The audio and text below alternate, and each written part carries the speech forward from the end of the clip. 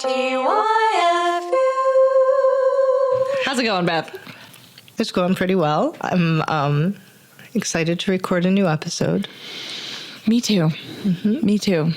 I feel like it's going to be really hard to do anything after Halloween. I know I really enjoyed our Halloween episode, and I know the listeners enjoyed our Halloween episode, and Kelly Walker really enjoyed, I think, producing and editing our Halloween episode because it had so many more frills and chills. Yeah. And it was frills. like just what I needed for Halloween. Like, I'm all set now. Like, you got your fix. Yeah. We had a little creepy scream. We had some wind sounds. And, like, that was spooky enough for me. I'm good. I thought it was a great Halloween. So what comes after Halloween? So much. So many things. So many things. Thanksgiving. We're going to be rolling into the holiday shopping season pretty soon. Oh, yeah, and it's I'm not Christmas, sure exactly basically. what that's going to look like for TYFU. Yeah, the podcast and what we're going to do, how we're going to handle it. If we're going to be here, we're going to have to make some decisions on the fly, I guess. Yes, depending on how because crazy things are this year. Anybody who's in retail understands that this next season coming up is chaos. It's fun, but it's chaos. And so, we'll see what happens. But yeah, after Halloween, it is Christmas in retail, basically. Yeah. And something else. Okay, Marilla, let's introduce this new idea we have to the listeners, which is an idea that you and I have been batting around about how do we support businesses we love. And, I like to hearken back. Oh, we love to hearken. We love here. to hearken we on really TYFU. do. And I want to hearken back to our episode on reviews. Do you remember what number that was? Ooh, the episode on reviews was on bad reviews. Bad reviews with the illustrious Dick Austin. That's right. Was from it number Bella's. 9? And I want to say it was number 9. Yeah. Okay. So on that episode, we talked about how important it is to give 5-star reviews to businesses we love because people are so much more likely to leave a bad review on a bad experience. We don't do it enough. People never think like, I just want to sing the praises of a business that we love. Right. So we're going to start doing a quick 5-star review for businesses. Now, at first, it might be just local businesses, but we also have businesses all over the country that feed our stores with products, and we want to give those guys some shout outs. Yeah. So, but this week we thought we'd start local. I love it. I'm excited. I'm guilty as anybody with not leaving the 5-star review. And half the time it's like someplace I've eaten or a theater production I've gone to. And then I go home and I'm so sleepy and I go to bed and then we know you're like brain. a goldfish. You have said that on the podcast before, And then it's gone. In one ear, out the other. Yeah. Yeah. So I think this is really good practice for putting ourselves in the habit of supporting and talking about businesses that we love when we have a good experience and not just kind of griping when we have a bad experience. So less griping, more 5-star reviews. Exactly. So we thought we'd start with Honora, which is a new restaurant. Well, fairly new. They've been out doing their thing for how long now? A few months at least. I believe they opened this summer. Yeah, in the summer months. Honora is a new restaurant in Geneva, New York, owned by Shauna and Mike. And they were filling some pretty big shoes. There was a restaurant in there before that was famous in Geneva. And I cannot get over Honora. I am obsessed with Honora. People are sick of hearing me talk about Honora. So here I am on the podcast. As if you haven't given them enough 5-star reviews around town. Oh my God. Incredible space. Yeah. So I've been trying to go there for a while. I kept trying to go on off nights. And finally I got in there a couple weeks ago on a Friday night and it was amazing. I was like, what is this? And how have I not been here yet? It was so good. Yeah. So many surprises. And I think I might have had the best soup I've ever eaten in my life. I have had some of the best meals that I've had in my life at Honora this summer. And I am so foodie. I'm so foodie. Yeah. I love food. My family loves food. We are Italian, American. We love to cook. And I'm so critical of restaurant food, and they have blown me out of the water so many times. How would you describe the food at Honora? Just surprising. Surprising. It was like, we live in Geneva, New York. It's kind of a foodie city. That's you get true. a little spoiled, and That's true. you come to your standards are just raised by the quality of the restaurants we have all around us. And I was still surprised. Yeah. Mm-hmm. I think that's the thing, the attention to detail at this place. I mean, for starters, when you walk in, the decor is perfect. Like it's understated, but it still feels. Yeah, I was sitting there talking about the paint palette. Yeah, right. Oh, what genius thought to put these colors together? No. So the design of it just feels like someplace you want to be in.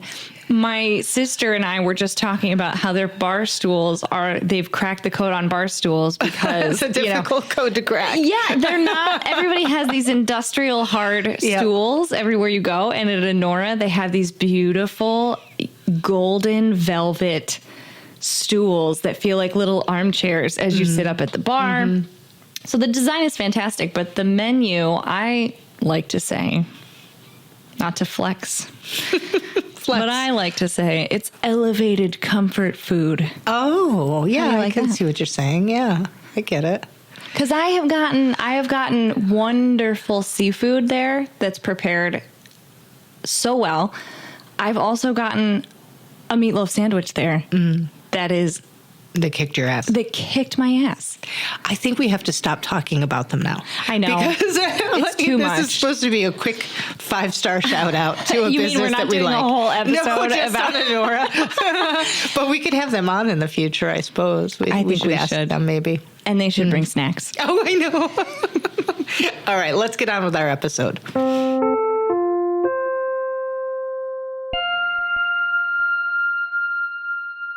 I think it's time probably to rip the envelope unless you have any other business to address. No. No? I think we better get down just to rip business. it Yep. right open and get down to the heart of the matter. All right, rip it, Marilla. Oh, wow, yes. I feel so divided, if you will. Oh. I feel like you were just so divisive with that envelope. Yes. Well, I was trying to just set the scene for the prompt, which is politics in your place. Yeah. Politics in your place. Yeah. Because before Christmas comes election season. Yeah.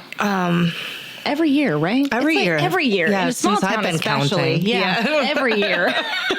Maybe in some places you can say it's every 4 years, but I mean, if you're really paying attention, it's every year. For me, it's every year. Yep. For you, it's every year. Every year. I'm proud that it's every year for me. Oh my God, yes. I'm definitely proud and feel privileged to vote, and all of those I don't things. mind getting involved a little bit in politics, but we also have a business to run. we also have businesses to run, and I don't know if I feel great about when our customers want to involve us in their politics. Yeah, so setting the scene, I think what happens to me quite frequently is I will be minding my own business, quite literally. Yeah. Quite literally. And someone comes in with a bee in their bonnet about something political, and then they just word vomit that into my lap. And they're looking for a buddy because we're friends. Like, I'm the girl behind the counter. We're friends. Like, so obviously you agree. So obviously I agree. And you can't really, in that moment, it's an interesting moment, I think, for me, because you can't really just leave. And sometimes you're in the middle of like an interaction.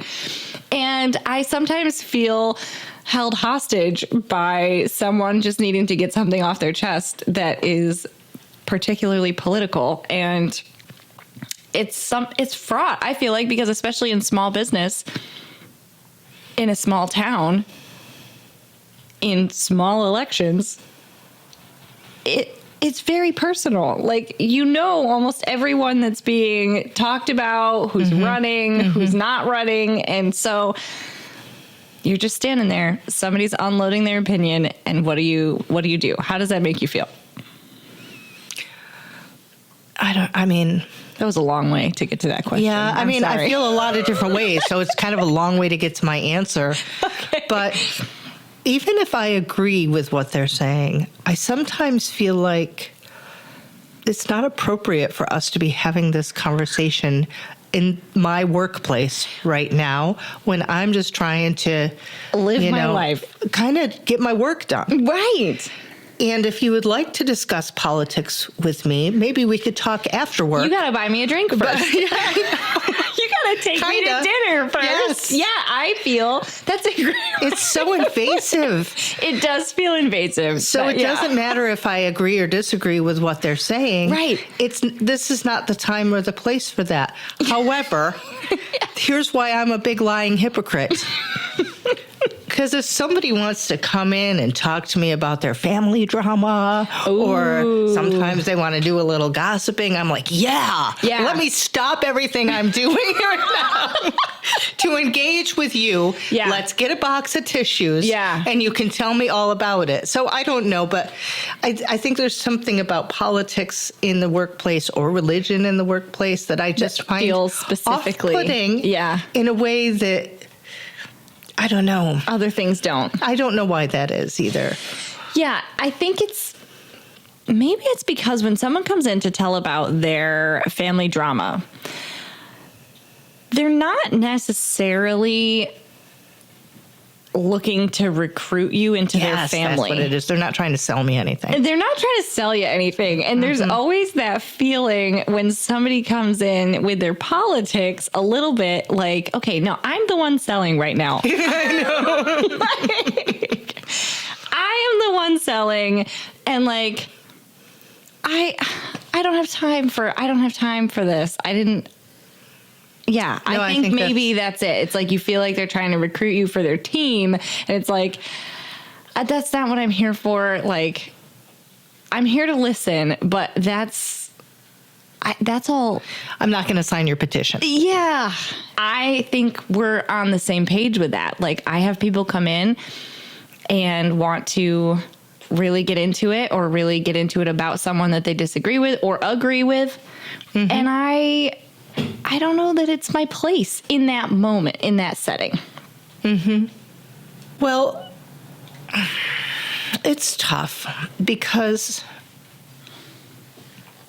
I also am aware of other customers in the store sometimes and what they're overhearing. And if customer A is going on some kind of tirade about the person who's running for city council, and I know that it's customer B's brother-in-law, that doesn't feel good in the store. Right. Even if you disagree with the person or agree with them, like, if there's, it's like we know more of the contact points, I think, because we are a contact point for a lot of people in the community. Sometimes, especially when it comes down to the local elections, there's a very fine line between, for me, it does feel like there's a very fine line between like educational discussions about our local elections and just hot gossip. Yeah. So we've had an episode on gossip already, and sometimes we said on the episode about gossip that sometimes it feels like boundaries are being crossed a little bit in that way. But other times we welcome it. Yeah. So how is a customer supposed to know the difference between when we're going to find this offensive and intrusive and a boundary crossing, and I need to actually price my walnuts? Yeah. Or right. And when we're like totally game to throw down. Yeah. I don't know. I think for me, and this is a tale as old as time, I don't know if do you experience that? I don't want to say it becomes meaner, but it's like people that get along all the time, the whole year, all of a sudden are like have all these crazy things to say about somebody that they've been like grocery shopping next to for the whole year. And then like election season comes along and they have all these really crazy, weird things to say. And I don't know, but I tend to draw the line. I think I gossip less near election season because there's a lot of kooky stuff that comes up. And people are agitated. They're agitators. Yeah. People are agitated, and that doesn't mean I don't listen. I listen to it all, but I don't really engage that much because it does get a little crazy. At least in my store, sometimes I hear some crazy stuff as we get closer and closer and closer, and it becomes more personal and more personal. Yeah. I kind of my strategy, I disengage from the gossip a little bit. I mean, I try not to gossip horribly anyway, but I don't know. I do find myself disengaging a little bit because I find that it kind of ramps up and gets a little nastier towards elections. A weird thing happened today that you just reminded me of. I had an employee in. This employee owns a house in Geneva. And over the weekend, this employee was visited by somebody who was campaigning. She came into work today and she said, "Beth, what do you think of so-and-so?" And I was like, "Well, let me tell you what I think of so-and-so." Yeah. And she's like, "Well, he told me." I was like, "Well, he might have said that, but let me tell you what he voted for." Yeah. And I don't know if that was appropriate. Like for me to be like that with my employee. Yeah. To be so candid. Right. About how I felt about this person. Well, yeah, because I think there is a fine line, especially when you work in and around the town that there is a local election happening in. It's like there's a fine line between, again, informing people and it becoming just absolutely. I was very informative. Yeah, I bet you were. And it becoming too much and like, yeah, it's something to navigate. And sometimes I feel like I nail it. And sometimes I feel like I just word vomit to the person listening. Yeah, nobody's perfect, you know? Yeah. Okay. But I don't like anybody to feel uncomfortable in the store. So Right. So it's my job to keep it a safe space. So yeah, for the people that I agree with and disagree with in some ways. Now, that being said, I have accidentally become a much more political store over the course of many years. You know what I mean? Like we have signs in the window that definitely establish who we are before a customer even walks in the door. Right. Lately, I've very specifically and carefully and purposefully created a banned book section in the store. Yes. And that says something about who we are. So yes. I understand that some of my banned books might make some of my customers uncomfortable, but I'm going to do it anyway. And is that bringing politics into the store? I don't know, Beth, because I think now we're going to have a podcast episode about banned books. Forget politics. It's all about banned books. Well, banned books do represent but things they represent for things. different people. Right. And I actually think I'm going to say, I don't know that I'm actually disagreeing with you, but I'm going to say it doesn't bring politics into your place because you look at a banned book section through the years, through history, and things got banned for different reasons when different politics? When different politics were in charge. So, you know, if you look at a banned book section, it's something that I love about your banned book section, actually, is that it doesn't just reflect one viewpoint. It has, you know, A Wrinkle in Time is a good example. You know, it was banned for, what's your thing say? It's like too religious and not religious enough. It's been banned both because it was too Christian and also because in other areas because it was not Christian enough. Not Christian enough, right. So I think that is kind of what I mean by saying that your banned book section isn't about politics. It's about making people realize that they're safe in your store. And you, even if you're too Christian or not Christian enough. To me, that's what that says when I walk in. Yes, I have had customers leave after seeing the banned book section. Well, maybe they don't know how to read. So You don't know why. I don't know. I feel like it does make a statement, but to me, it's making a philosophical statement. But to other people, they are reading it very much as a political statement. Yeah. Mm-hmm. But you can't control that. No. I mean, I run into the same thing in my store. I have a store that's centered around reducing waste, and it goes hand in hand with climate action, which goes hand in hand with some assumptions about who I align myself with. And because it's so easy to jump those little stepping stones with what my store is, I make a conscious stepping stones of assumption. Yeah. I make a conscious decision to leave that chapter out, like the politics of it. I leave that chapter out quite often because it can be so alienating. But even though I don't really get into that too much, I still have customers that come in and they're immediately in my face about like, well, do you think this is real and da-da-da-da-da, and you must be this kind of person and that person? And I usually just politely laugh and chuckle and say, oh, you don't know me, so shut the fuck up. Yeah, I politely chuckle, and then I say exactly that. Shut up. Yeah, exactly.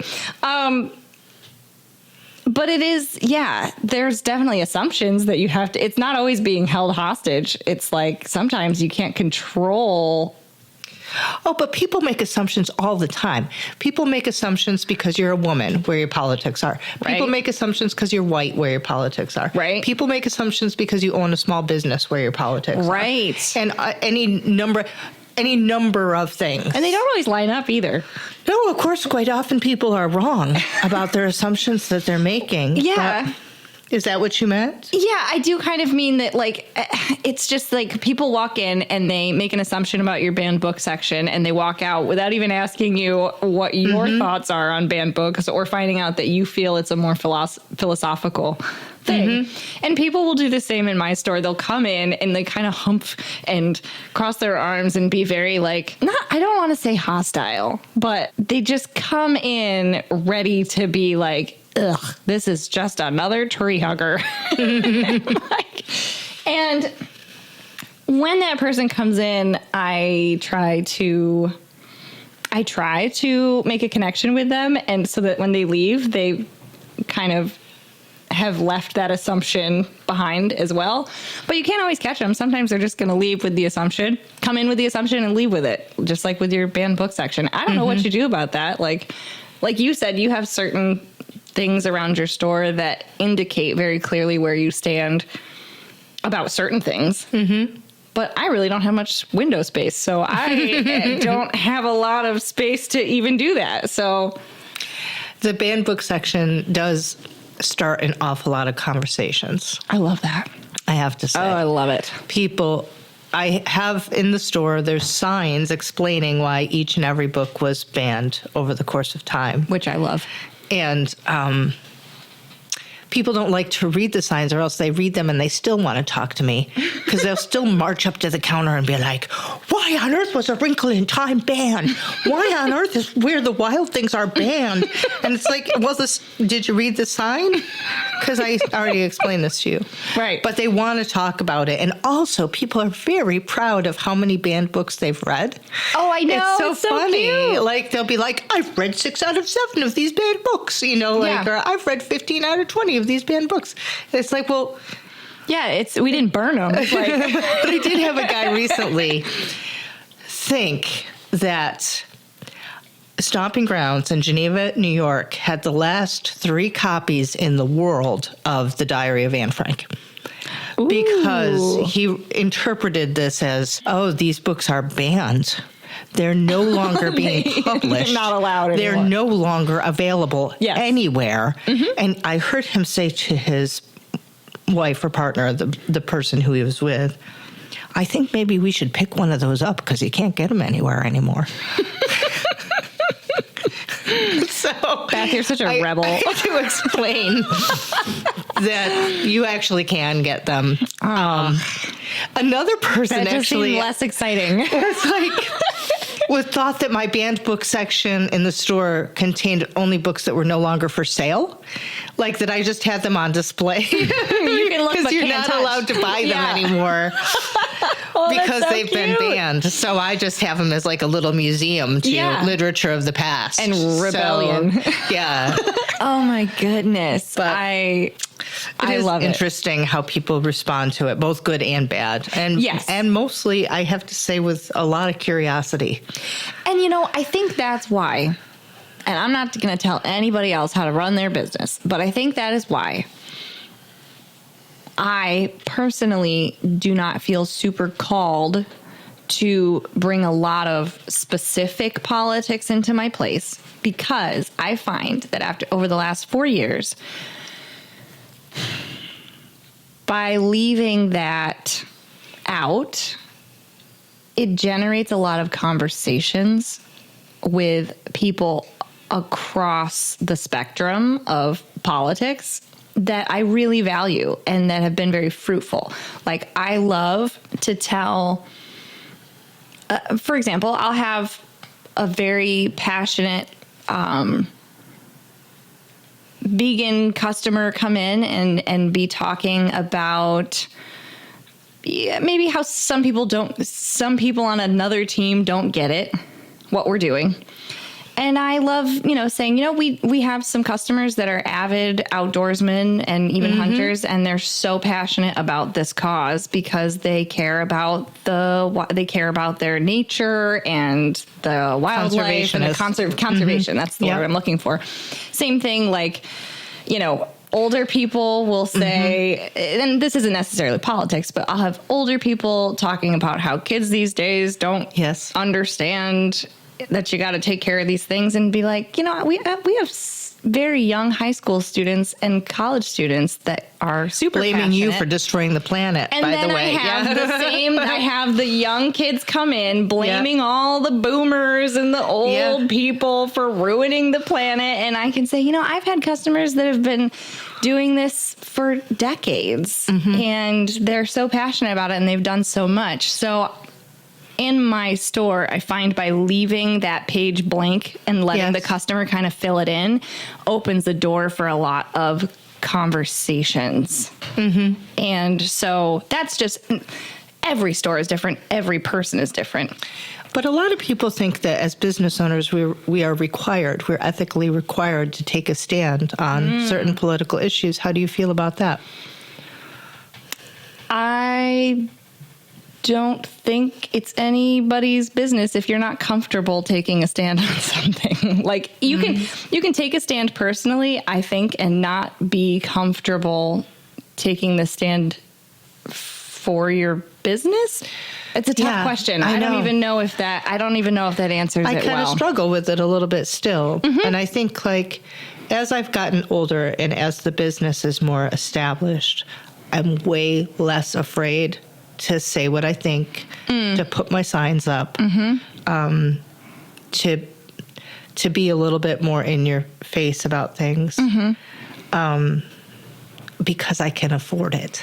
I can afford to alienate certain customers. Yep. But there have been other times in my life where I don't have a business. I don't have a business if I'm going to stand up for myself. And I think that's something that is very real and relatable, and that no one should feel guilty about. This just got really, really serious, but it's a really serious thing. And I think that to the business owner listening, there's different seasons for different things. And if you're in a season where you feel like it's not appropriate to take that action, you're allowed to sleep at night over that decision, because there may be another season where you do feel it's appropriate. Yeah, and it varies issue to issue to issue. That's what I was getting hung up on. Yeah. It depends. Like, some things maybe you can let go, and other things you just absolutely can't. Like when the guy asked me for the white man's discount, and I had to be like, that is and I mean, Yeah. I didn't use all the F-bombs with him. I was more polite. Not all so of I them. guess I did temper my response in the moment.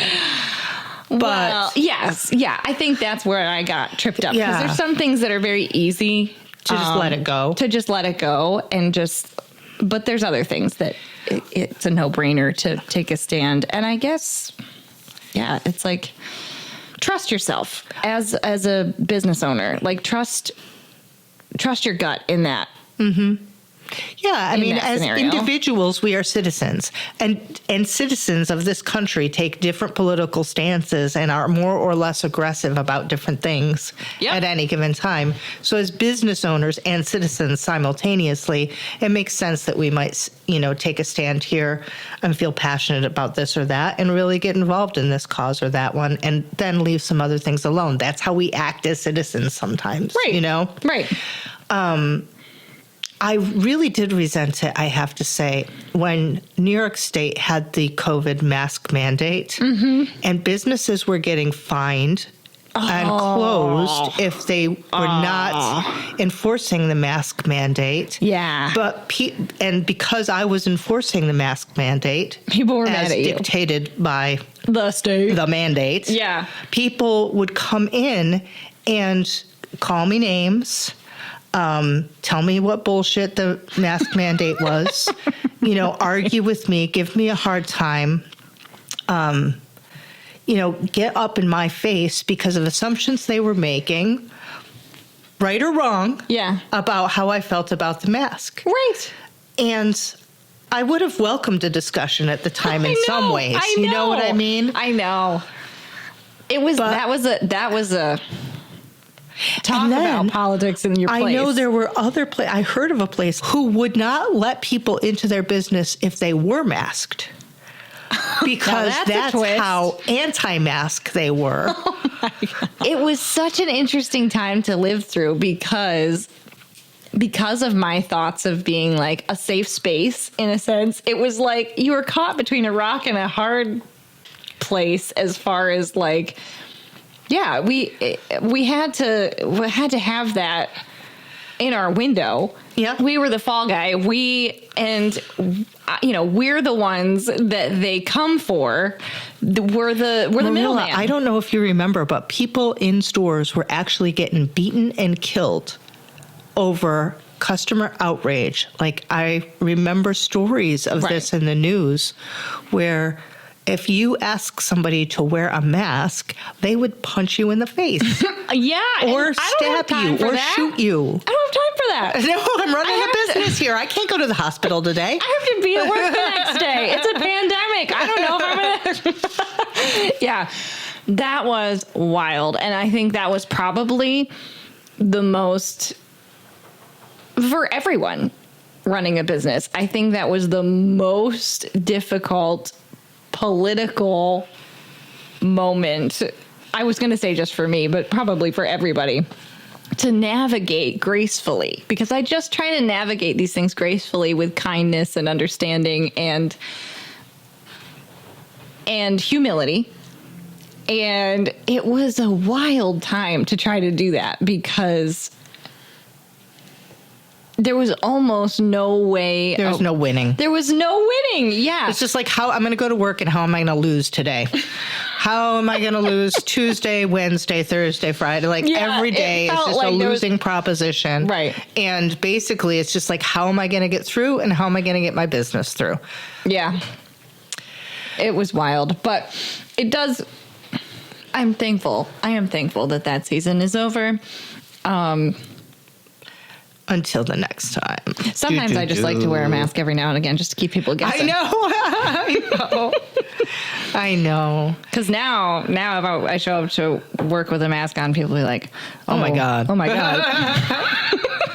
No, I just like, yeah, I was, as you know, I was a masker for a long time because I was, for a while, the only person keeping my store open. Me too. And not for nothing, I had a brother with kidney disease. Yeah. Like, I couldn't see my brother if I was like, and that's been my whole life. Like, if strep was going around, we wore masks. So for me, it was normal. And then all of a sudden it was a big deal. And it was like, oh my God, I've been doing this since I was 12 years old.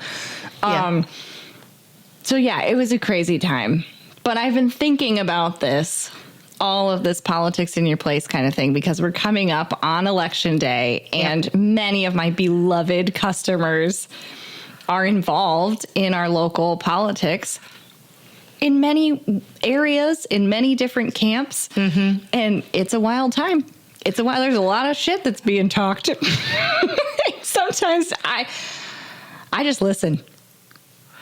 For the most part, I just listen. I do that. What about you? You talk shit? A little bit? In the olden days, I used to try to be more politic, if you will, right? I see what you did there. But I'll tell you the first time that I remember just being really super confronted about politics.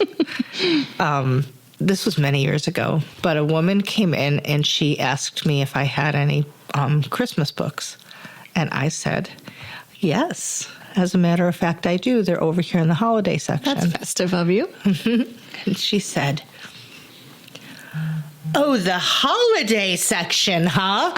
The holiday section is where you keep your Christmas books? Oh, man. And she was, calling me a communist for taking Christ out of Christmas. How dare you, Beth? I know, really on it in terms of me, like all the other crazy liberals, are trying to destroy the world by taking Christ out of Christmas. And I was I was so surprised because the holiday section actually contained books on Easter and Halloween and Thanksgiving and Mother's Day or Father's Day or what. Valentine's Day books were over there too, and the Christmas books and the Hanukkah books, and the Kwanzaa books. Yeah, they were all over there in the holiday section. It makes sense for organization purposes. I know. But that was a rough time, she was ready. And I was like, she was looking for a fight. Yeah. And she really wanted to find the enemy in me.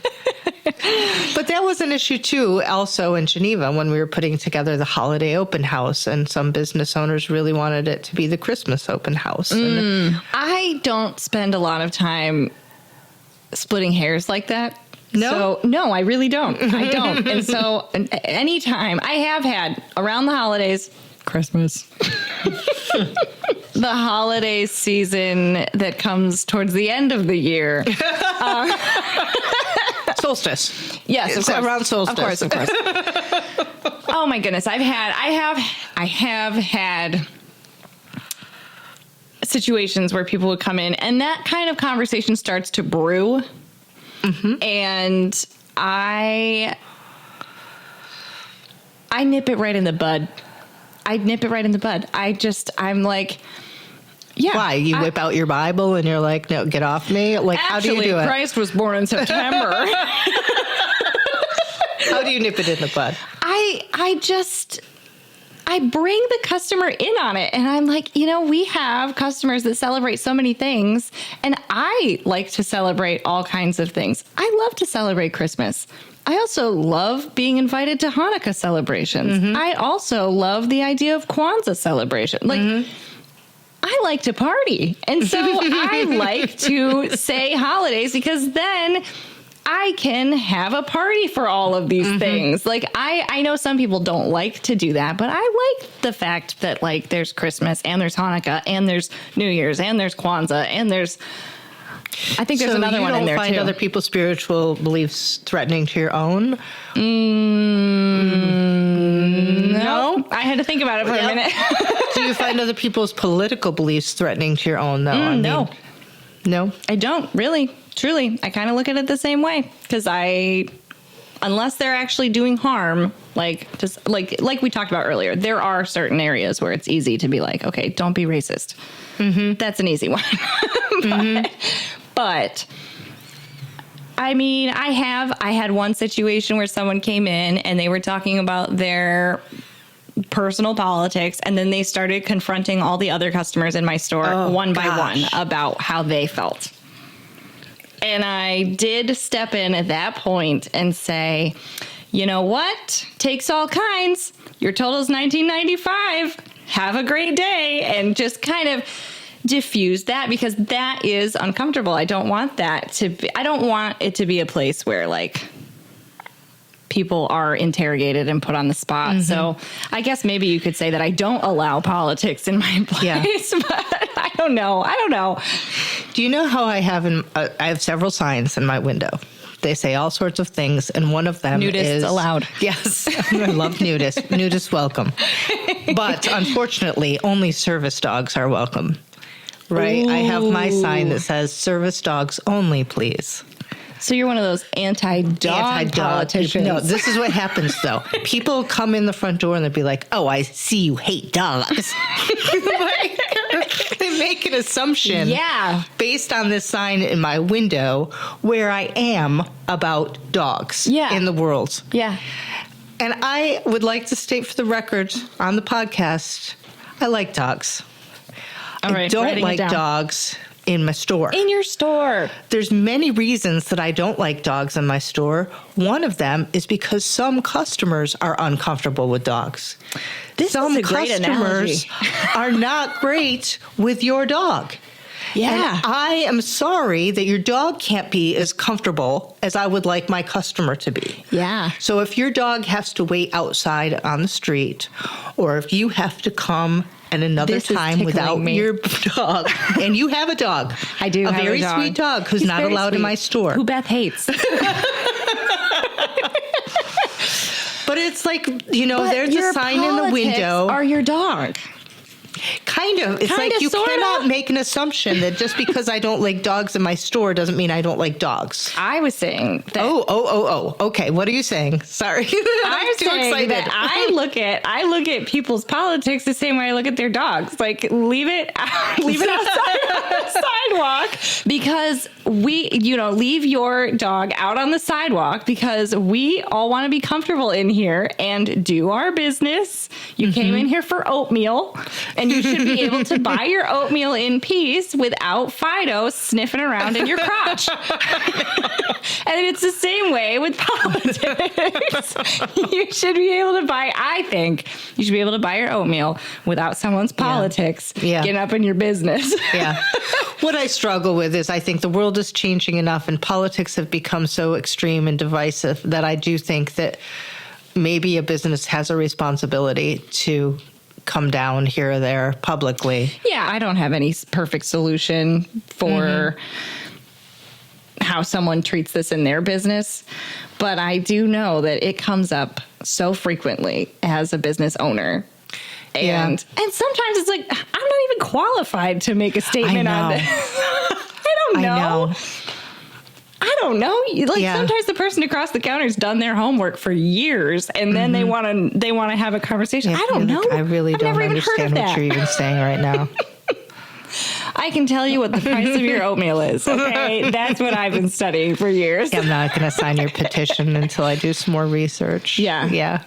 So do we allow politics in our place? I don't know. Yeah, I feel like I do increasingly, and I'm getting more and more comfortable with it. But at the same time, I like my politics to be inclusive, and I want them to be not combative. I want them to be conversational, but I want them to be conversational after work. Yes. I have 6 orders to finish. Please, again, buy me a drink first, and then we can talk. All right. Have you ever been approached to be a headquarters? For what, registering or voting? I was approached to be a headquarters for a party. My business. Yes. How did I forget this until now? It's we were wrapping up.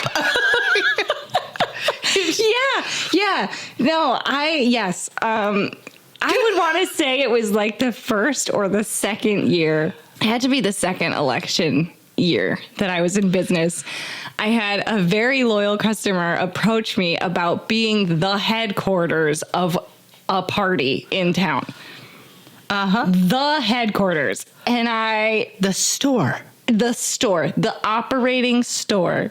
That, first of all, logistically, is so is inconvenient. Absolutely. It's absolutely not.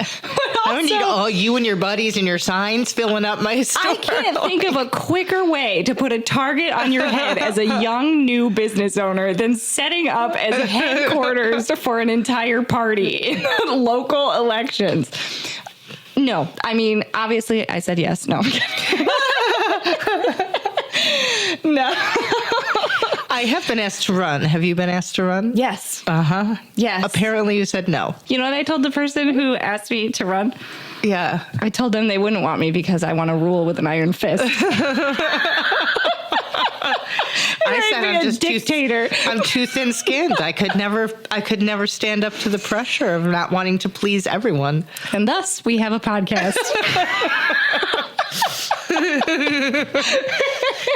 Oh my God. Marilla. This just goes to show it takes all kinds. You know, look at us. know. Look at us. I actually think that we are a little bit politically different, and I love that about our relationship.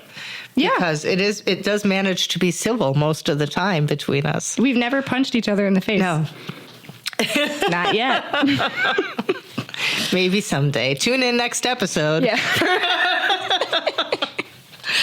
All right, unless you have any more like major revelations. That's all I have. I think that's all I have. Like you actually, are Like related to the president or something. I think we're done with this one for now. I think so. If I think of anything, I'll call you in the middle of the night. Okay, sounds good. Chat about the biz, it is the way it is. Thank you for understanding.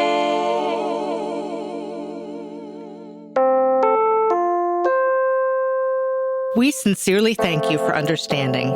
Please visit us at tyfupod.com to learn more about the show, share prompt ideas, or tell us about your own small business experiences. We may include your story in a future episode. Find us on Instagram, Facebook, or YouTube at TYFUpod or on tyfupod.com. Our theme song was composed by Marilla Gonzalez. The show is produced by Kelly Walker. Too bad for Kelly Walker. Maybe someday we'll have a call-in episode. That'll be a whole nother nightmare for Kelly Walker.